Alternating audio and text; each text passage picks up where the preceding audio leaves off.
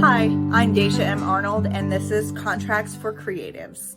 Knowledge isn't just power, it's protection.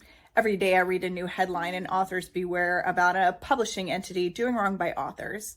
And even if you don't consider yourself to be a creative, chances are you'll sign a contract with someone to do work for you, like build a deck or replace your water heater. So how do you protect yourself and your property, including your intellectual property, from becoming another horror story? You set clear boundaries with your contracts. Now you might be thinking, I'm not a lawyer. How can I negotiate a contract? Is it even legal for me to negotiate a contract? But the answer is simple.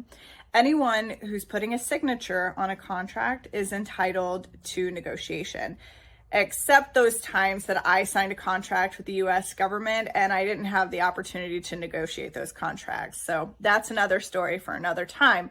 The bottom line is the more you know about contracts, the more informed you will be about decisions that require documentation.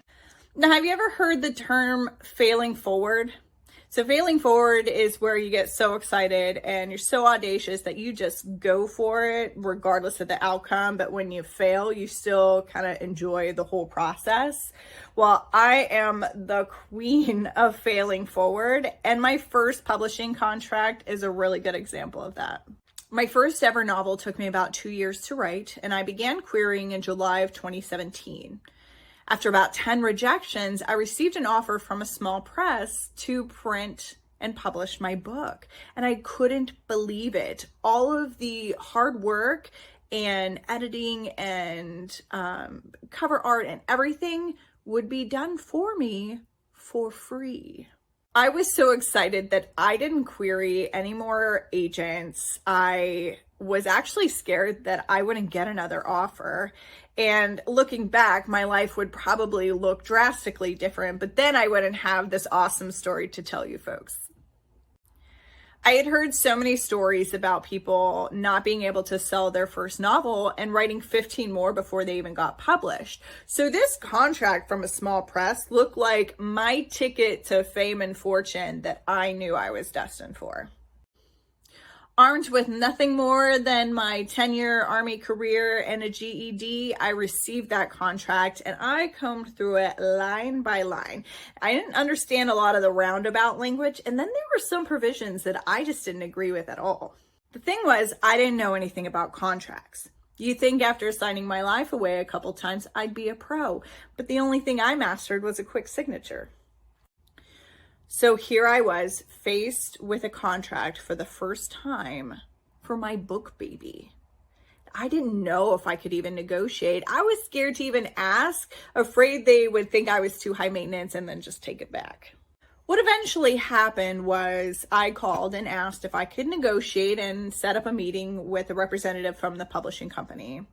We discussed the language I didn't understand. It was clarified, but when it come to the provisions that I didn't agree with, I was kind of bullied into agreeing with them anyway. I was told that the certain rights percentages were so low for the author because the publisher was doing all the work to get those rights sold anyway. But I wasn't sold. But I didn't know any better. So my excitement and fear and lack of knowledge led me to sign that publishing contract. I worked with the publisher to get the book ready for publication over 12 months, in which they missed a couple of the deadlines, but within the contract, they were able to rectify those missed deadlines. We went on to publish the book and sold hundreds of copies within the first few weeks. It was so successful that I decided to form an LLC around my author business. I requested to re-sign and renegotiate my contract. I learned that the publishing company didn't even have a department to manage the specific rights that I had questioned before we signed the contract. I requested for those rights to be reverted back to me so that I could seek representation for those specific rights. I was denied. Because they would not revert back on that specific rights, they agreed to release me from my contract if I chose to do so. So I took my ball and I went home, and I didn't look back, and I don't regret it. So how did I become an expert in contracts? Fast forward a few years, a few books under my belt and a degree, and I got hired on with the state entity as a contract administrator. One of the first things I learned as a contract administrator was I did not need to be a lawyer to negotiate a contract. I just needed to use clear language and ensure that all parties had a strong understanding of what was expected in the exchange. I've always been confident. I've never lacked in that area. What I lacked was the knowledge set and the encouragement to fight for what I thought was right. So here I am, sharing with you my knowledge and giving you the encouragement to fight for what you think is right.